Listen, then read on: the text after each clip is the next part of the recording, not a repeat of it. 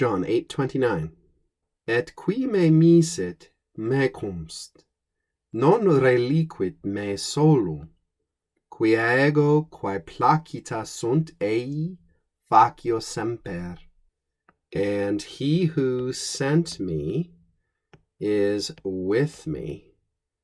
He has not left me alone, since I always do those things which are pleasing to him. It's a really straightforward verse, essentially. There's pretty much just two things I would highlight for your attention. One is this form me cum, which is in no sense different from cum me, except that it is written back to front. And this was evidently sort of a really early development in Latin to make things a little smoother, a little faster, probably to avoid some odd sounds. Me cum sounds quite different than cum me, over which one's lips might stumble because of that double M. Probably historical linguists could give you a better account of how this sort of thing develops than I can. But it's something we see not only with me, we can see it with any ablative case of a personal pronoun. Te, vobis, nobis, that is nobiscum, pax nobiscum, pax vobiscum. You could even say pax tecum. In any case, it's being used very simply here to mean he who sent me is me cum, is with me. And we've got to interpolate probably some punctuation here before our next part and say non reliquit me. And we know that, by the way, this is a perfect form because we remember, hopefully, the forms of this verb. So this is a third conjugation verb. Relinquo, relinquere. And then we drop the N, reliqui, and we lengthen that vowel. And the fourth principal part is relictum.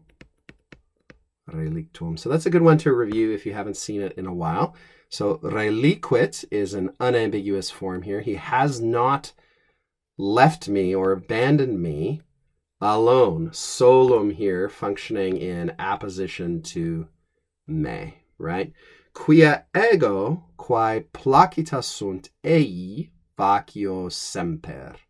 Okay, so since I always do, what does he always do? He always does those things which, if we wanted to expand this with a pronoun, an antecedent pronoun, we could say ea quae.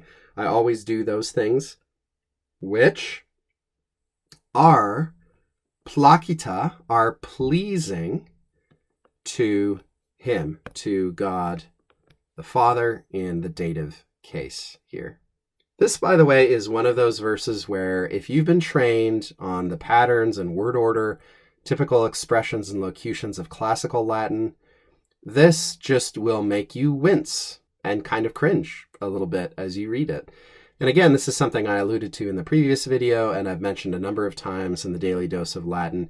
We do know, in fact, that some particularly cultivated Romans in the late antique period, like Augustine and some of his contemporaries who had been brought up reading the speeches of Cicero and the poetry of Virgil and so on, when they encountered the Latin versions of the Bible, and in their day when they were young, that was before Jerome had done his work, so that's what we refer to as the Old Latin Bible versions.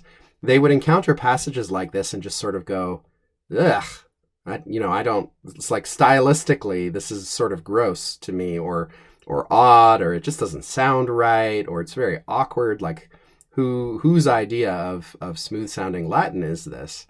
And so we know that for Augustine and for others of his class and education, this could be a stumbling block. However, thanks be to God, it does not need to be a stumbling block for us, since we begin equally ignorant of all kinds and styles of Latin, and we can learn each of them in its own place and context and enjoy them for what they are, even as they're sort of distinct and quirky as the style is here, again, based on the Greek original.